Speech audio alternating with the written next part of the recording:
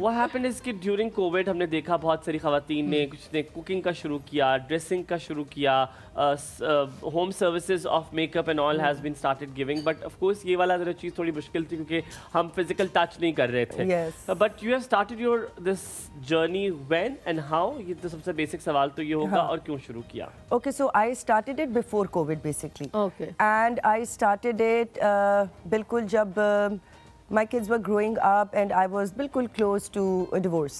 And اس سے پہلے تو یہ ہوتا ہے نا, بچوں کو دیکھ رہے ہو یہ وہ, تو اس سے پہلے مجھے پتا تھا کہ something is going to happen. So just to get busy. And also the main reason is کہ when I was a small girl, like I was in grade 3rd, I was in Murray boarding convent میں, اور مجھے somehow this is something that I manifested. میں اپنے آپ کو نا picture کرتی تھی, I'm sorry please ہنسنا نہیں ہے, ہنس سکتے ہیں ہنسنا ہو تو.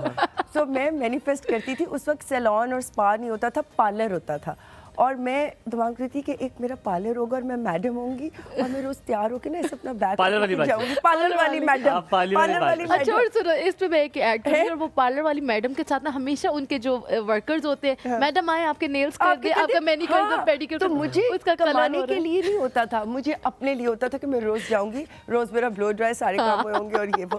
اور مجھے تب سے جب نیلز کا اتنا نہیں تھا, ایک برانڈ کوئی ہوتا تھا لوکل, وہ نیل پالش کا, بس اس وقت نیل پالش بس ایک چیز ہوتی تھی. اچھا, پارلر والی میڈم کی ہمیشہ آئی بروز ایسے شارپ ہوتی تھی. I have no idea why.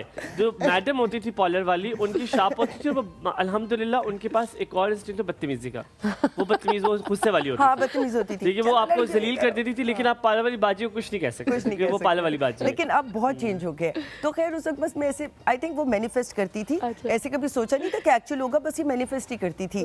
خیر وہ اس کے بعد اسکول ہو گیا, کالج ہو گیا, شادی ہو گئی, بچے ہو گئے, تو کبھی ایسے نہیں سوچا کہ ایکچولی ہوگا. اٹ واز آلویز, اینڈ بس پھر دین اٹ ہیپنڈ.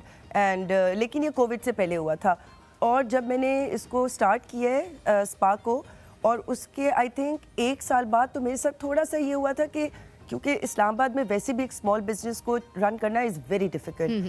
3 سال لگتے ہیں آپ کو بریک ایون. ہاں, I think every where business start کرنا, اگر کم انویسٹمنٹ ہے, شوق زیادہ ہے, تو مشکل لگتی ہے, بہت مشکل ہے. آپ کو بریک ایون پہ آنے کے لیے 3 سال چاہیے کم سے کم.